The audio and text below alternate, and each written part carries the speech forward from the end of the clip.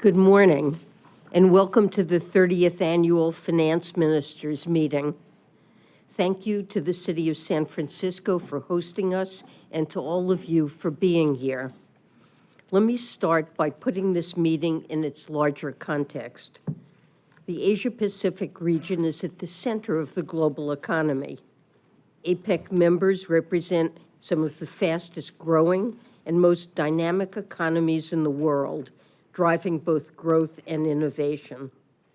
So the actions we take matter, not only for our own economies and people, but also for addressing the global challenges the world faces. And as we seek to achieve our shared vision of an open, dynamic, resilient, and peaceful Asia-Pacific community, coordination and collaboration among our economies is crucially important. The United States has been glad to help further this vision and our coordination by hosting APEC this year. Throughout the year, APEC members have met across the United States to cover a wide range of key topics. And as we work collectively and individually to advance our vision, finance and fiscal policies are among the most powerful tools we have. This is why the United States elevated the Finance Ministers meeting to be part of APEC Economic Leaders Week this year. And 2023 has been a pivotal year for the Finance Ministers process.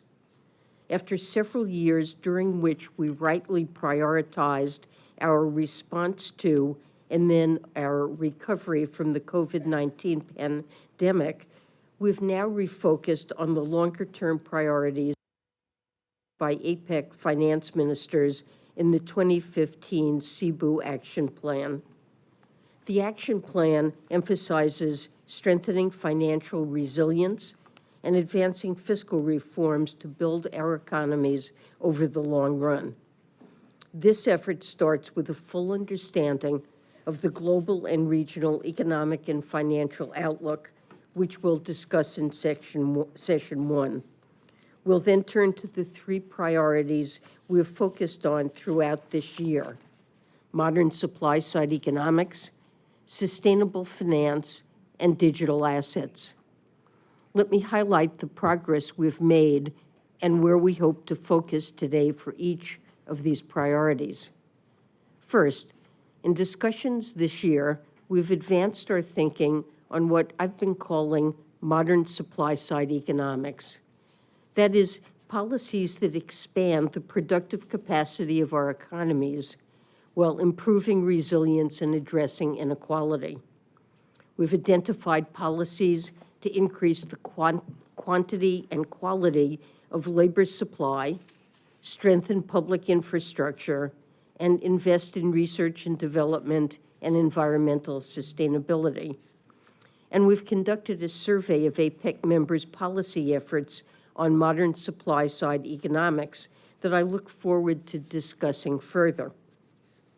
Second, our work on sustainable finance has focused on how to mobilize resources to accelerate our just energy transitions and achieve our respective net zero emissions goals. We've discussed how to finance efficient and effective energy transitions while supporting the individuals and communities who are most vulnerable. The Indonesia and Vietnam Just Energy Transition Partnerships are two powerful examples of these efforts. I look forward to hearing your responses to the note to ministers and to discussing your energy transition plans. We've also furthered work on voluntary carbon markets, including by hearing from experts on the state of these markets in APEC economies and discussing ways that authorities can help improve their integrity and depth. We've compiled research that highlights how finance ministries can support the development of these markets as part of our broader climate finance toolkits. I look forward to hearing today about how you're thinking about supporting the scaling and effectiveness of credible carbon markets.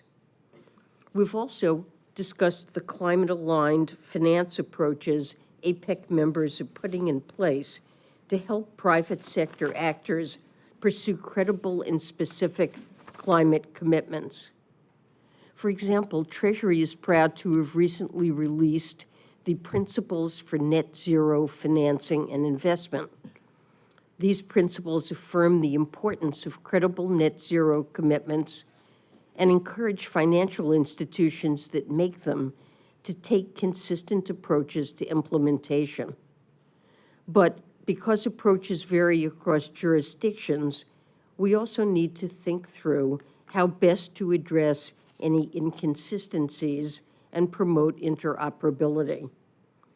Our working lunch with private sector participants and our third session will be a chance to discuss how authorities and the private sector can jointly take action on this and other sustainable finance issues. And last, on digital assets, which we'll discuss in session 4, sharing insights and engaging with the private sector has enabled us to deepen our collective understanding of the tools that policymakers can use to facilitate the responsible development and use of digital assets, including unbacked crypto assets, stable coins, and central bank digital currencies. We have specifically explored the potential benefits and challenges of these innovative financial tools and approaches to maintaining high regulatory standards. Today, I look forward to hearing your perspectives on the long-term role that digital assets and blockchain technologies can play in our respective financial systems, as well as how your authorities plan to approach regulatory oversight of their development and use. The fact that these priority areas are oriented toward the long term does not make addressing them any less urgent. We need to further improve our long-term economic outlook by boosting labor supply, innovation, and infrastructure investment in ways that are also sustainable and reduce inequality. We need to put ourselves on a sustainable growth path, one where we safeguard our planet while providing our economies with the clean energy they need to grow. And we need to leverage emerging technologies to drive innovation while maintaining safe financial markets. With that, thank you again for your work and the work of your teams throughout this year and for being here today. It's a key opportunity to recognize our accomplishments and reaffirm our commitment to more progress. Our efforts are essential to the strength of our economies, the prosperity of our peoples, and the future of the global economy. I'll now turn to my team to cover important procedural items, and then we'll begin our first session. Jared. I would like to thank the press. We now ask you to please exit the room.